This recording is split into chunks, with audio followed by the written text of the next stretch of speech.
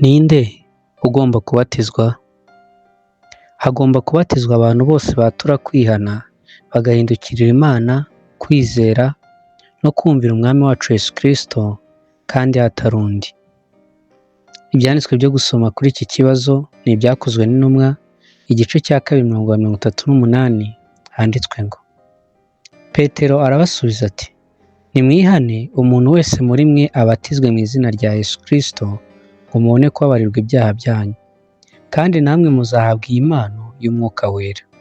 Matayo igice cya 3:6, handitswe ngo: ababatiriza mu ruzi rwa Yorodani bavuga ibyaha bakoze.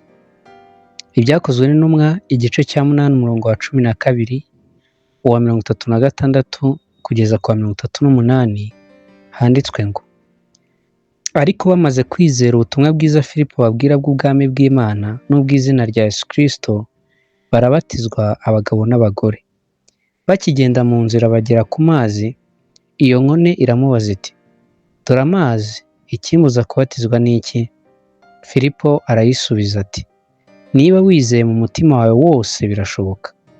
Nayo iti, nizeye Yesu Kristo ko ari Umwana w'Imana.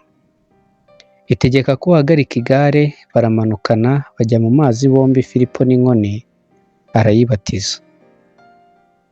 Ndetse n'ibyakozwe n'intumwa igice cya 10:47 n'uwa 48, naho handitswe ngo: abangaba bahawe Umwuka Wera nkatwe, ninde ubasha kubima amazi ngo batabatizwa? Ategeka ko babatizwa mu izina rya Yesu Kristo.